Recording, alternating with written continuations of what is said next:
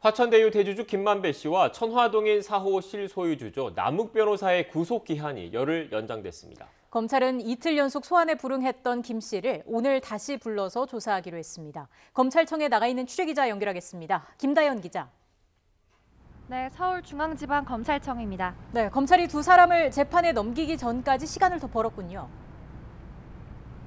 네, 애초 화천대유 대주주 김만배 씨와 천화동인 4호 실소유주 남욱 변호사의 구속기한은 오늘까지였습니다. 하지만 검찰의 요청을 받아들여 서울중앙지방법원이 구속기한을 오는 22일까지로 열흘 더 연장했는데요. 따라서 검찰은 이들을 재판에 넘기기까지 시간을 벌게 됐습니다.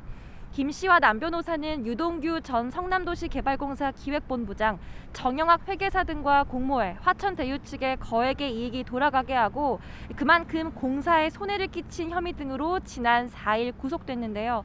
배임 관련 성남시 등 윗선 개입 여부와 정관계 로비 정황 등 남은 숙제가 산적합니다.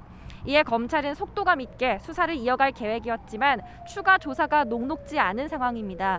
수사팀의 코로나19 확진과 주요 피의자가 소환 통보에 응하지 않으면서 수사 일정이 삐걱거리고 있기 때문인데요. 특히 김만배 씨는 그제와 어제 이틀 모두 건강이 좋지 않다는 이유를 들어 소환 통보에 응하지 않았습니다.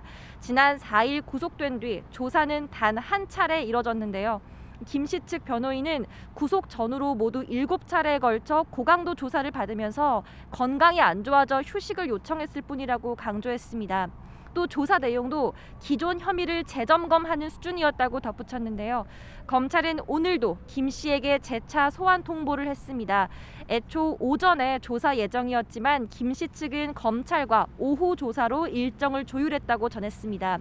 22일 전에 기소하지 않으면 이들을 풀어줘야 하는 만큼 검찰은 보강 조사를 통해 최소 651억 원으로 구속영장에 적었던 배임 액수를 다듬고 김 씨를 고리로 한 로비 의혹 수사에도 박차를 가할 걸로 보입니다.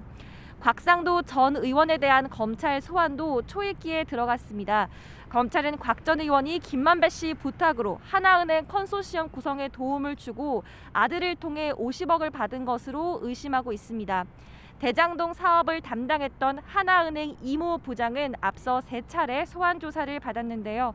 현직 의원 소환이라는 부담을 털어낸 검찰은 이르면 다음 주 초 곽 전 의원도 불러 50억의 성격을 캐물을 걸로 보입니다. 지금까지 서울중앙지방검찰청에서 YTN 김다연입니다.